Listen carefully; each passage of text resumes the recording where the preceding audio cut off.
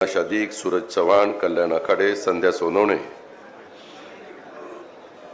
जिल्ह्याचे अध्यक्ष प्रताप पाटील, शहराचे अध्यक्ष पद्माकर जगदाळे, दिग्विजय सूर्यवंशी, निशिकांतजी पाटील आणि आज राष्ट्रवादी काँग्रेस पक्षामध्ये प्रवेश करत असलेले ज्यांच्याबरोबर मी अनेक वर्ष, मला पण ही 8वी माझी टर्म, 35 वर्ष राजकीय जीवनामध्ये काम करत असताना माझा या सगळ्यांशी तसा जवळचा संबंध आलेला आहे। ते शिवाजीराव नाईक साहेब, विलासराव जगतापजी, राजेंद्र अण्णा देशमुख, तसंच अभिजित नाईक, रणधीर नाईक, तमन्ना गौडा, रवी पाटील, अनिल पाटील, निलेश इसगुडे, संग्राम जगताप, प्रमोद सावंत, निवृत्ती शिंदे, विनायक मासाळ, मुन्ना कुर्णे आणि सांगली जिल्ह्यातल्या विशेषतः माझ्या जत, खानापूर, आटपाडी, पलूस, इस्लामपूर, कवठेमहांकाळ या वेगवेगळ्या तालुक्यातून आलेले सर्वच माझे मान्यवर, पत्रकार मित्र, बंधू भगिनींनो, माझ्या तरुण मित्रांनो, राजकीय जीवनामध्ये चढ उतार हे प्रत्येकाच्या येत असतात।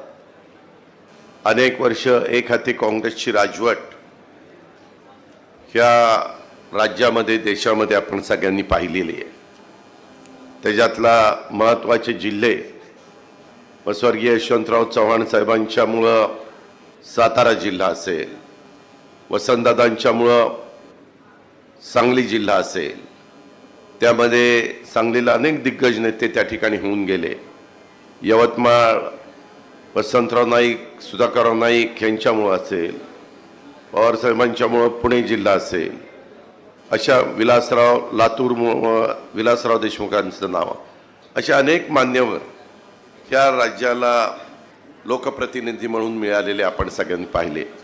आणि त्याच्यामध्ये सांगली जिल्हा राजकीय जीवनामध्ये काम करताना फार महत्त्वाची भूमिका बजावत असलेलं आपण अनेक वर्ष बघितलं।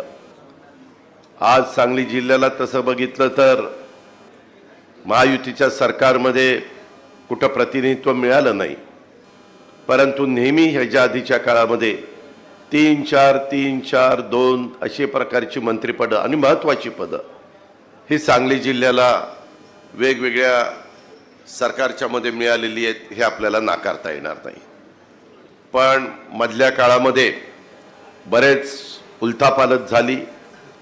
आज राष्ट्रवादी काँग्रेस पक्षामध्ये हे सगळे मान्यवर प्रवेश करत असताना आपल्या सगळ्यांची विचारधारा एकच आहे। शिवशाहू फुले आंबेडकरांच्या विचारधारेनं आजपर्यंत आपण